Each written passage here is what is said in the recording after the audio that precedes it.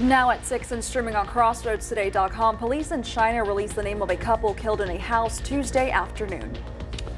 Rudy Farias, who is missing for more than 8 years in Houston, says his mother brainwashed him. And a suspect is dead after an officer-involved shooting in Houston. Well, of course, for us, the hot weather just rolls on. It's going to be a long time before we get out of this pattern. Today we were at 99, and we're going to be right there from right through the weekend, but we'll talk about it coming up in a moment. And the Victoria Generals are going for 13 wins in a row tonight. We have the preview in sports. You're watching 25 News now at 6. Good evening and thank you for joining us. I'm Don Brubaker. And I'm Karina Garcia. Shiner police have the names of the 2 people killed in a shooting Tuesday. It happened around 1:19 p.m. in the 900 block of St. Ludmilla Street. Police found 45-year-old Maria Haley and her husband, 52-year-old Roderick Earl Haley, dead gunshot wounds. A juvenile was in the house at the time. The shooting still under investigation. Just after 10 a.m. today, Victoria fire crews were busy in the 3400 block of East Red River Road for a car fire. The sports car was near 2 other vehicles and an RV, so there was concern the fire could spread. No word on how the fire may have started. The Jackson County Sheriff's Office reports a Jackson County Jail employee arrested Wednesday after a Texas Rangers investigation into an incident at the jail. The employee charged with violation of the civil rights and improper sexual activity with a person in custody. That's a second-degree felony. Bond set at $75,000. The National Weather Service issues excessive heat warnings for 3 area counties. DeWitt and Lavaca counties under excessive heat warnings until 9 o'clock Thursday night. The National Weather Service says heat index values up to 114 degrees are expected. Jackson County under an excessive heat warning until 7 o'clock tonight. The National Weather Service says heat index values there up to 114 degrees are expected. Now, we take several calls every day in the newsroom, and recently one of our viewers called concern about the possible dangers that come with walking pets in this heat, seeing as the pavements can quickly become too hot. Now, another viewer mentioned she gives postal workers and outdoor workers water. And here's your viewer poll this evening. Scan that QR code on your screen to vote now.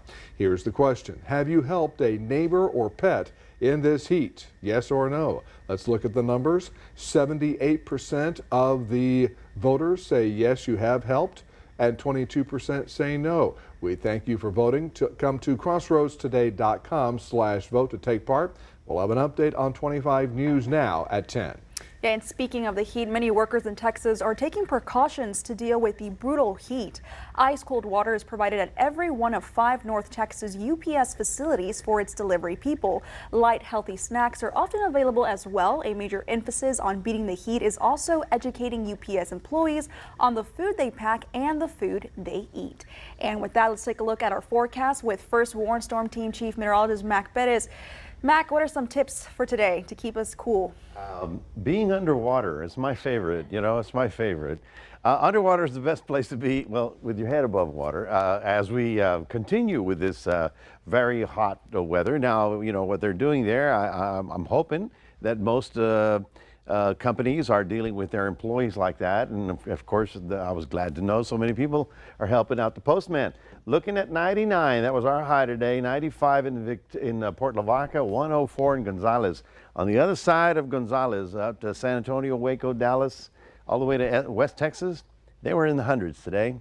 We'll be talking more about that coming up in a moment.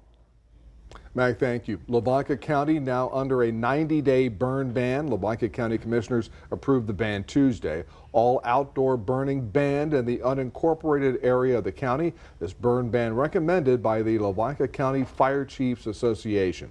For the first time, Rudy Farias, the young man who Houston police say went along with his mother's lies about being missing for 8 years, spoke about why he obliged. Farias told KTRK that for 8 long years his mother would brainwash him, convincing him that he'd get in trouble if he did not go along with her nearly decade-long lie. During the 8 years, Farias said he rarely left home other than to go to work with his mom. Farias said he was kept in isolation even when family members came over. A suspect died in an officer-involved shooting after the man fired a gun while law enforcement tried to serve him a capital murder arrest warrant on Wednesday in North Harris County.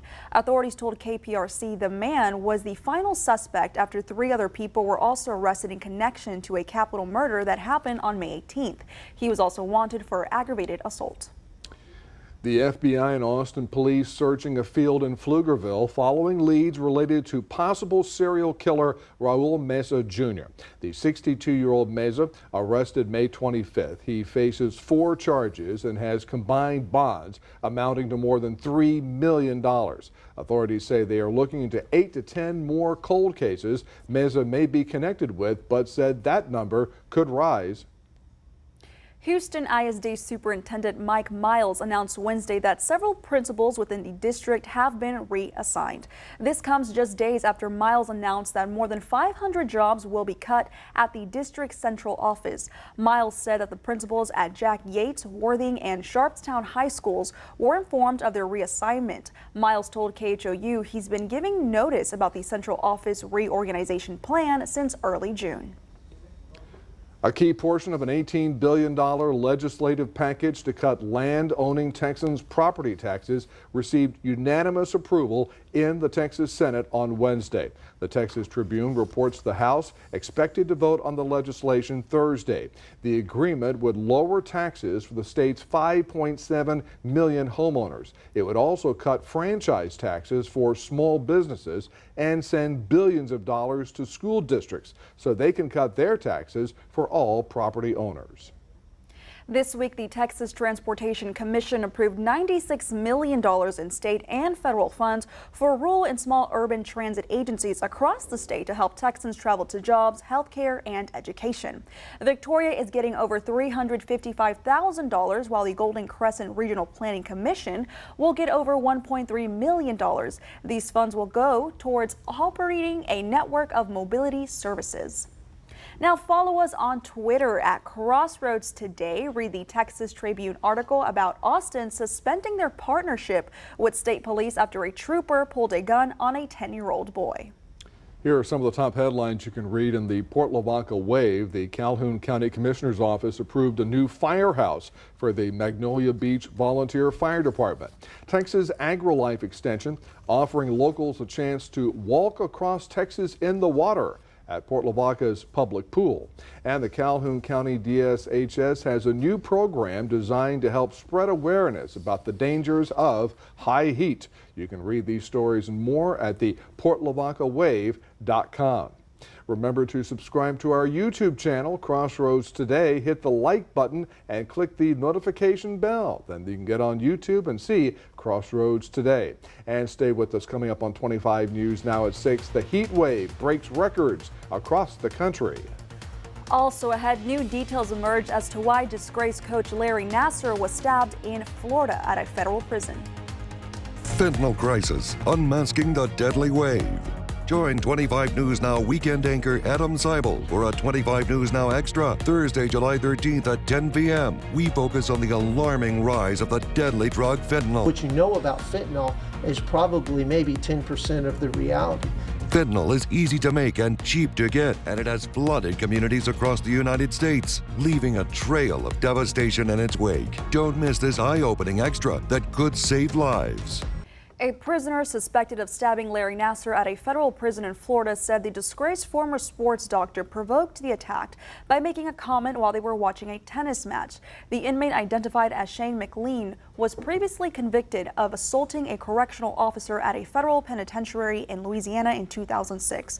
He also admitted to stabbing another inmate to death at a federal supermax prison in Florence, Colorado back in 2011.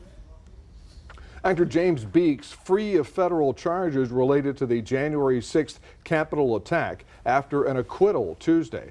Prosecutors say he's a member of the Oath Keepers who was accused of trying to get into the Senate chamber that day. They argue a photograph from the riot shows his ear, which prosecutors compared to one of his music videos on YouTube. But Judge Amit Mehta was not convinced and cleared him of January 6th charges after a bench trial. U.S. National Security Advisor Jake Sullivan had a tense exchange with a Ukrainian activist who criticized the decision not to immediately invite Ukraine into NATO. The director of Anti-Corruption Action Center in Ukraine asked the question to Sullivan at a NATO public forum Wednesday. Sullivan repeated comments from President Biden bringing Ukraine into NATO right now would mean NATO would be at war with Russia. Really quite straightforward. If Ukraine were admitted to NATO today, that would mean NATO would be at war with Russia today. It would mean that the United States would be at war with Russia today. And President Biden and the other NATO leaders were not prepared to do that because they did not see that as a reasonable step at this point. Their exchange echoed frustrations from Ukrainian President Zelensky, perhaps offering a preview of how President Biden will respond to Ukraine's leader. Phoenix has experienced 12 straight days over 110 degrees.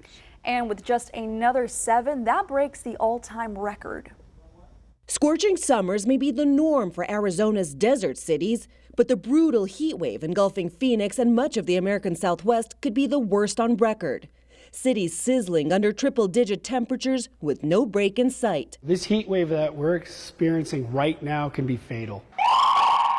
Firefighters are seeing a jump in calls related to heat sickness. You should absolutely be leery of extreme heat like this for extended days, and that's what worries us, is the long periods of time where we just don't seem to get any relief. At the Phoenix Zoo, relief for hippos and elephants came in the form of cold showers, other animals cooling down with frozen treats. Humans, however, are being urged to stay inside. Those who have to work outdoors are taking extra precautions. Where is our access to hydration? Where is our access to shade? When are we planning to take breaks? Heat is often an invisible killer. Last year, Maricopa County recorded 425 heat-related deaths, with most of the victims people experiencing homelessness and the elderly. As one of America's hottest cities, Phoenix created a first-in-the-nation city office dedicated to heat. Heat is a really serious public health hazard. We don't talk about it as seriously as we should all across the United States. To beat the extreme temperatures, the city has opened hundreds of cooling centers and water stations. It's life-saving. I mean, people are not used to this kind of thing for this many days in a row. We have seen episodes like this from time to time, but this is one that's been extreme even by Phoenix standards. A refuge that for some could mean the difference between life and death. What would it mean for you if you didn't have a place like this to go? It'd be death. I mean, you can't last very long out there, and most places to go indoors, you have to be able to spend money, and might not have that option. Pack the Bus registration underway for children in need of school supplies. You can register to receive supplies online on the Faith Family Church website at myfcc.com/packthebus. Supplies will also be given Saturday, August 5th at the Faith Family location on Mockingbird. For questions about registration, stop by Faith Family Church Monday through Thursday from 9 a.m. to noon or contact Stephanie Kadingo at 361-573-2484. And here are some of the top headlines you can read in the Quail Record. DeWitt County 4-H'ers excel at state competition. And Victory Family Church welcomes new pastors. Plus, local Quail youngsters star in the 4th of July parade. You can read these stories and more at DeWittCountyToday.com. Well, good afternoon, everybody. There it is. I mean, everybody's talking about it. This heat wave, as I mentioned, heat wave number 2, is bigger, broader, larger, and longer than the first one we had. So we're just going to have to figure out ways to stay on the cool side of things. Right now, your temperature is down to 93 degrees. That's because it was up to 99, which was your high temperature today. Yesterday, it was 101. So we'll be hovering right about the 100-degree mark for most of the week. Is there any hope in sight? Probably not. So we'll talk about it coming up in a moment. I'm going to talk about that in a minute. 99 for us, 92 in Rockport, 101 in Beeville. On the other side of Gonzales, Nixon, San Antonio, all those areas had high temperatures into the hundreds today. Look at that.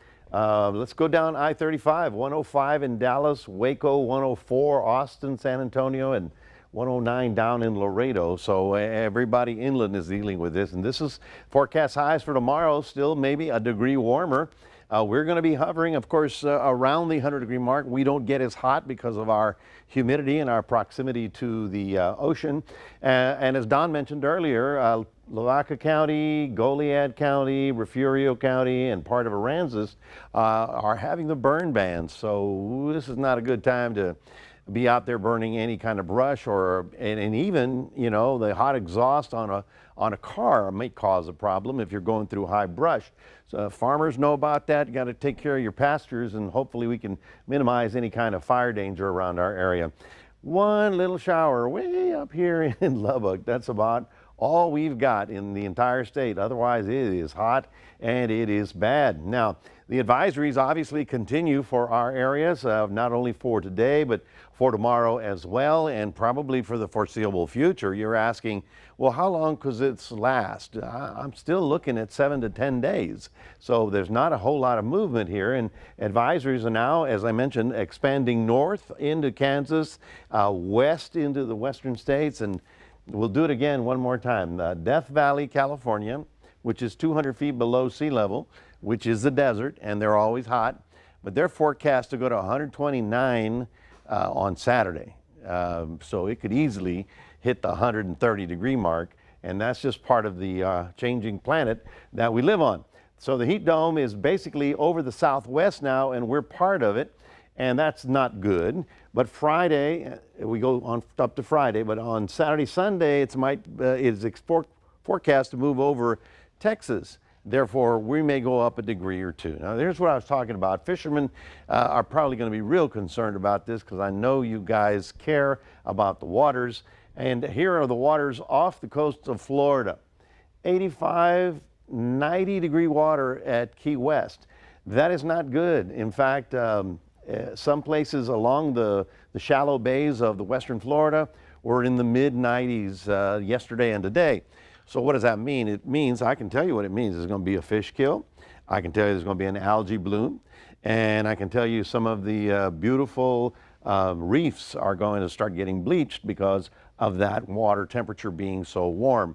So this is all part of the world we're living in now, and there you can see all this in purple. These are 90-degree waters. It's rather unbelievable, this map courtesy of University of Miami.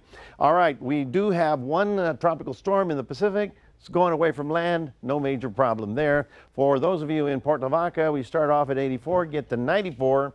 At least the breeze is blowing, and that sort of helps out. For those of you in the Cuero area, we're starting at 90, getting up to 99. And for all of us, we're going to be hovering at about 98, 99 to 100 all the way through the weekend. In fact, as I mentioned, beginning Monday, Tuesday, we may inch up a degree or two because of the pressure that's on top of us. That is your 7-day forecast. I want to remind everybody we do have a QR code. Want you to scan that and put all the weather bulletins on Crossroads Today on your phone. We'll toss it back to Karina. Thank you, Mac. And now we go to Sports Director Gina Perez. Thanks, Karina. Starting Friday night, Victoria is going to be hosting multiple events. We take a look at them in sports. At Crossroads, the Victoria Generals are going for win 13 today against the Brazos Valley Bombers. The Generals' historic streak is at 12, but they are against a team which has a winning record against them. The Brazos Valley Bombers have a 3-2 record against the Generals this season.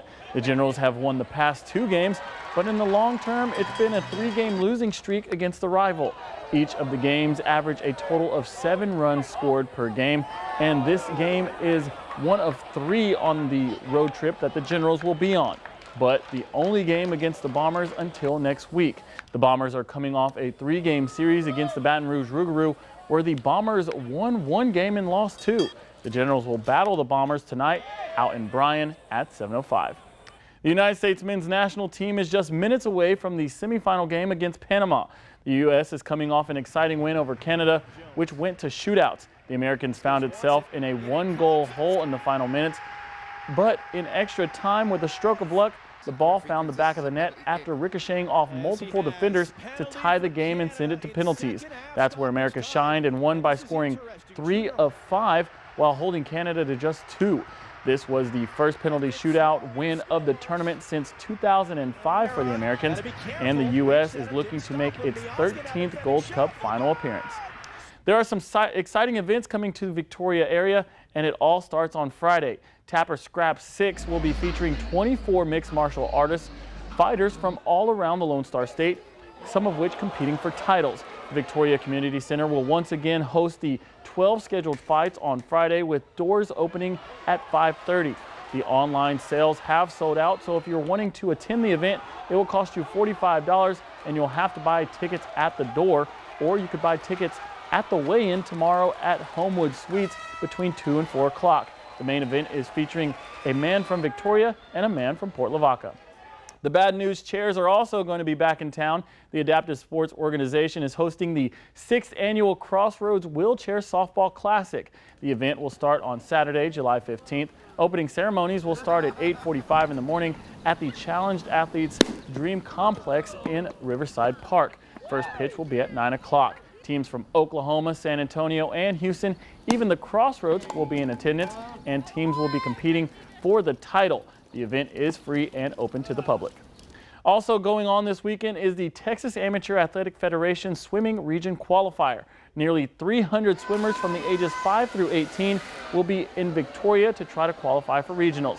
The athletes compete at the VISD Aquatic Center and competing in various events. The event will start Saturday and continue through Sunday. Well, that's your sports. Don and Karina, back to you. Thank you, Dino. We're back in a moment. Foreign exchange students from all around the world had a reunion at a North Dakota house this week. Tonight, people came from around the world to North Dakota for a reunion that was years in the making. The Conrad family hosted 8 foreign exchange students during the 80s and early 90s. 7 of them returned for this reunion. Until now, many had never met. The Conrads hosted exchange students from Ukraine, Sweden, Denmark, Norway, Brazil, Japan, and Germany. The only one not able to attend the reunion was the one still living in Ukraine, I guess for obvious reasons. Yeah. And I've met a couple of exchange students when they competed for Victoria ISD schools, and they enjoyed Texas. The girl I met from Germany thought everybody was going to be a cowboy once she got here. Everybody thinks we ride horses to school. I've heard that one a lot. Yes. Where's your accent? Where's your hat? Yeah, she couldn't say cowboy. She said cowboy or something like that. That was the closest she could get. But it was really neat. And the people who come here really enjoy coming here to Texas. Yeah. That's right. Great Except stuff. The weather may be too hot. Yeah, that's where it gets us. Someone from Iceland would not be having a good time here in Texas right now because it's a bit warm.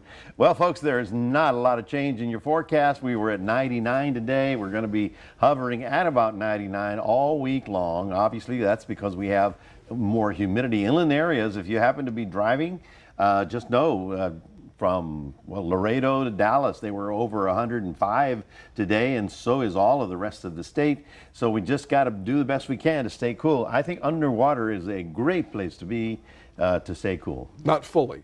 Not fully. Not no, fully. No. No. Put your head above water. Head above water. That's a good thing. Float. Alrighty. Thank you, Mag, and thanks for joining us. Thank you. We'll see you back here tonight for 25 News Now at 10.